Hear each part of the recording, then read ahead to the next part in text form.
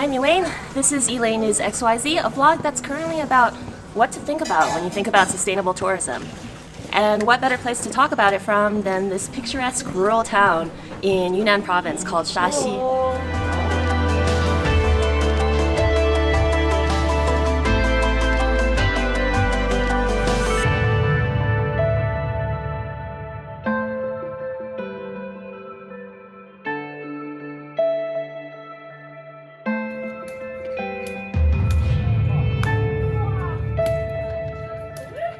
Wow, that was a long time ago. I actually went with my colleagues to the small ancient town of Shashi in Yunnan about July of 2021, and I really enjoyed it, and I really wanted to talk about it, but for a multitude of reasons, it only ended up being shown in B-roll for another video I was doing. One about how this New Yorker feature on pandemic pets that dragged in China and dog eating for no reason was highly problematic. You can watch that video if you'd like.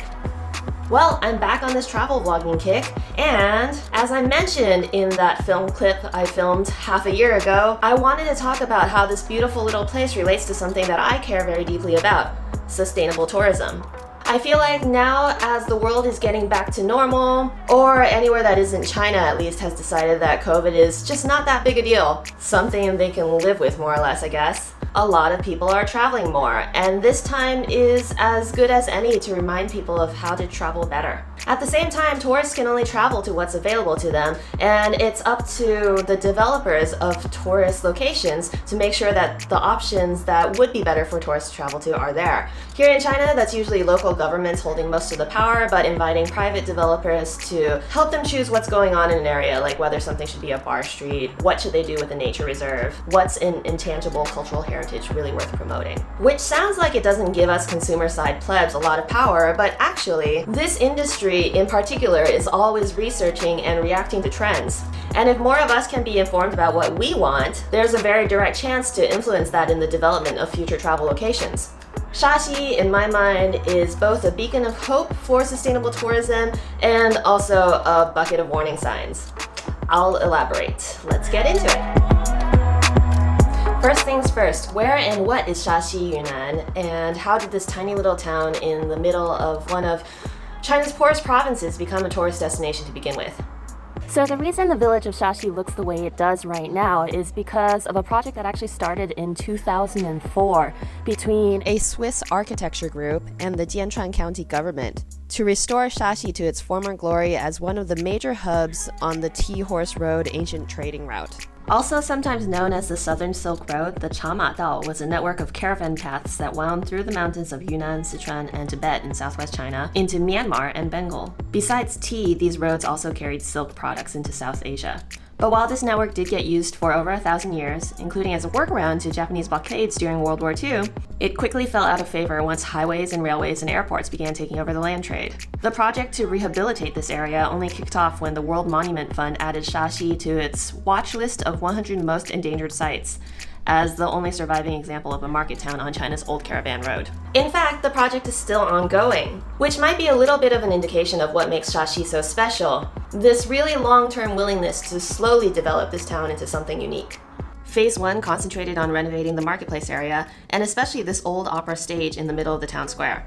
There have been 4 other phases across the last 2 decades, preserving the villages, sustainable development in the valley, ecological sanitation, and now poverty alleviation. From the beginning, ground rules were set to ensure that as much of the rehabilitation was truly restoration as possible, using traditional techniques and materials rather than rebuilding in a pretend ancient style. For the most part, they've been able to keep to those rules in the areas immediately surrounding the square.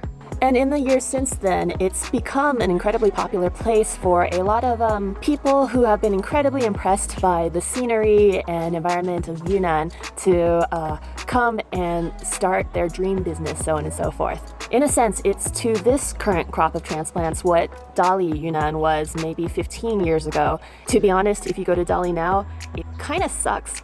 I actually went to Dali in November of 2020, and while I was looking through my footage, just trying to pull something that I actually felt like I could recommend people to try, I ultimately got stuck because Dali just wasn't that impressive. All the architecture in their old town was very obviously recently built up in that faux ancient style. The cafes and bars were serviceable, but definitely operated by outsiders of Dali. So they didn't really have much local flavor. I could have been in any other small, somewhat westernized city in China and probably have not known the difference. And yes, there was good food, but how much of it was local businesses versus some Yunnan by minority experience packaged to sell to tourists was kind of sus. It's only after I started really reading up on sustainable tourism and having really long conversations with people on the subject that I found the vocabulary to describe what Dali is lacking in a more productive way. And now, dear watcher, I hope to impart some of those terms to you. So obviously, it's not like the concept of sustainable tourism is a relatively recent one.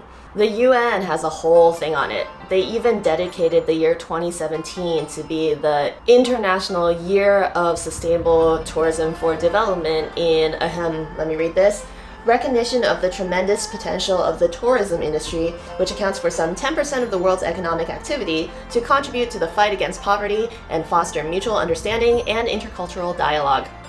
What a lovely sentiment. And there are 4 generally agreed upon pillars of sustainable tourism as outlined by various world travel organizations. That's my cup. First, sustainable management.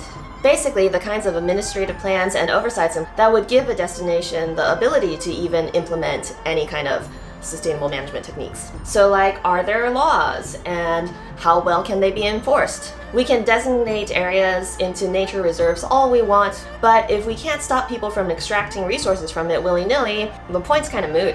Second is socio-economic impact. Are there systems in place to address fairness, social equity and inclusion, economic development that actually benefits the local system? Usually this kind of gets greenwashed, sustainability washed into being talk about jobs.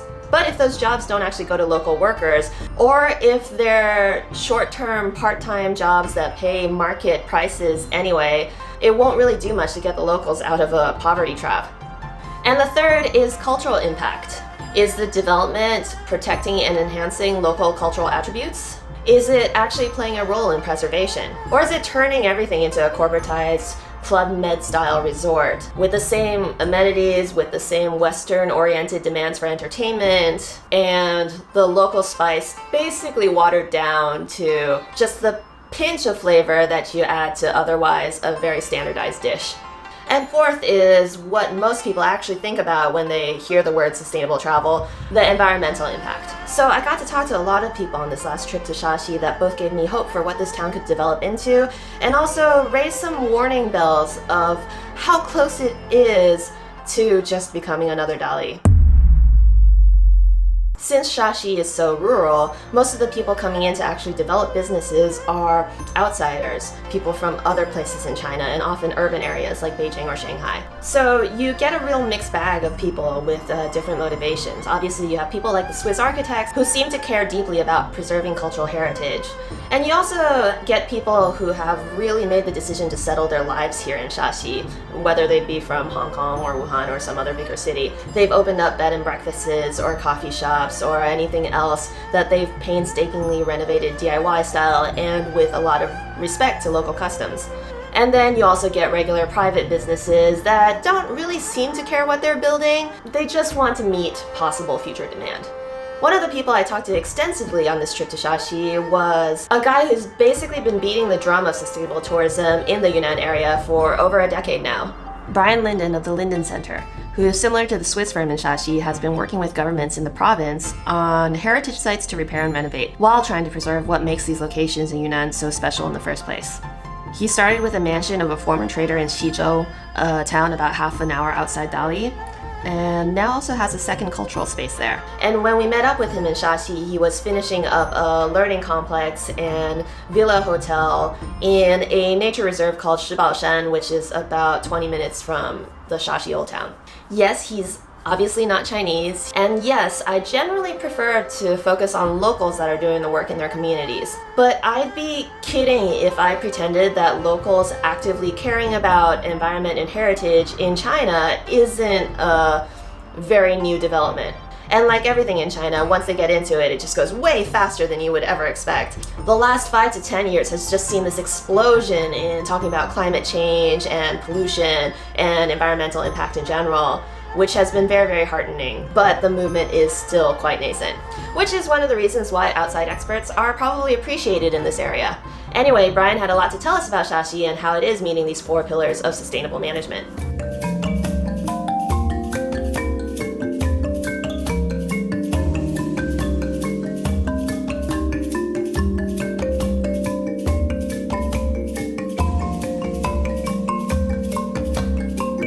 The good news, Pillar 1, sustainable management, the hardware is definitely there. If there's one thing you can count on this iteration of the Chinese government for, it's that it will set a line and basically get all of the officials to toe it. The software can sometimes still be kind of buggy.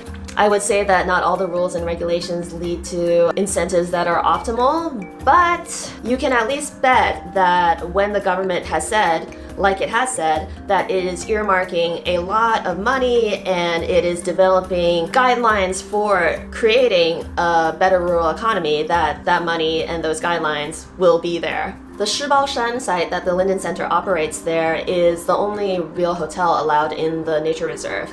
And everything that Linden is building, all the programs he's running, is done under the watchful, but open and curious and supportive eye of local officials. Many governments have turned to us to do restoration. So they have old buildings, they have heritage sites, and they'd like them to have a new life and maybe kickstart some development in smaller communities.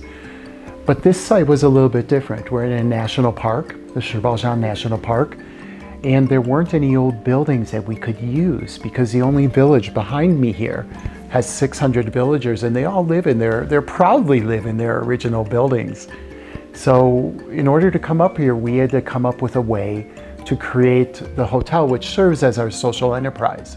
It allows us to have a base in each of these sites, and it allows us then to do the other things, things like, education and agriculture. With Pillar 2 and 3, the socio-economic and cultural impacts, the Linden Center is specifically trying to ensure that they meet those goals. They employ about 100 members of the local community across their 4 sites, Shibaoshan included. Plus, basically all of its programming involves the local community in some way. Either it's homestays in farming villages that are just across the lake from the complex itself, or it's carving out hiking trails that didn't exist until the Linden Center team went to various tiny townships along a way to set away. And of course, there's your regular 农家乐, aka farmer-style fun, that you can experience in most of these rural tourism areas. Learn the native plants, harvest from the native gardens, eat some of those native dishes. I believe that wherever we decide to build a site or restore a building, I believe that it's very important that the biggest benefits go back to the local community. It's in their backyard. Whatever we're doing is being done it's their home. And I may bring in an outside design, and that may be a sexy design and things, and people are attracted by that. But I still believe that in some way, they should be the focus of any visit to our site. Similarly, with Pillar 4, the Linden Center took into account carbon footprint when building out this new site, utilizing more environmentally friendly practices to create these structures that you see now. In fact, the architectural design and methods they used to build up Shibaoshan actually won them an American Architecture Award. If we were going to build something new, we wanted to ensure that it was consistent with the original building techniques of this small village. And we decided that we would try to revitalize the rammed earth tradition. Many of the locals use rammed earth in the Shashi Valley and up here above Shashi. And make rammed earth, which is a very sustainable building method, make it sexy again, make it kind of interesting, make the villagers proud of it, so that they will continue to turn to this with our assistance if they need it, but to continue that tradition rather than turning to cement homes. It's the oldest building material. It's something that, if done well, can last a very, very long time. And it's also not so intrusive into the landscape. As you can see here, our site is on a mountainside, And the site just kind of more or less blends right into the contour of the mountain. The Shibaoshan site is a pretty choice example of what sustainable rural development could look like, but I'd be lying if I didn't point out that it really is an outlier, even in Shashi. Most of the other people who are starting businesses in the old town area of Shashi are from the outside, and most of the hotels that are employing people are also employing people from the outside to come in. There's this general feeling that farmers do not really make amazing hotel employees. And while some of these outsiders do really care about Yunnan traditions and its people, it'd be hard to attribute that enthusiasm to all of them, maybe even most of them. And he'll be the first to tell you that being an outlier means that you are not going to get rich. You can break even, you can even live somewhat comfortably, but you are never going to be like baller. Like, for instance, construction of the Shibaoshan complex ended up taking years, way longer than construction normally takes in China, because it was so dedicated to trying to build in an environmentally friendly and more culturally astute manner. And the Linden Center's model is based on hiring way more local employees than most hotel businesses would consider economically feasible. I mean, that's kind of the problem with sustainability in general, right? You have to start caring about something other than capital. I think that a few examples of how to make rural development a little more sustainable would be just ensuring that there's a more of a long-term commitment to each of these, to your destinations. What I've discovered is that often in rural development, we are turning to experts, say at universities in the coastal cities, or somebody who has had a successful model, maybe in an old town somewhere in the coastal areas. And they are brought in and they come in here like a one-shot deal, or they come in for a few times. And they really have not really invested in the local community, both their time and their energy and their long-term planning. And this is something that I think we need right now in rural development, is more people contributing, investing their time, not just their money. I believe that many of the outsiders, Linden, who are coming to areas like Yunnan or Dali, especially Dali and maybe Shashi, I would encourage them to look at it as more of a long-term commitment.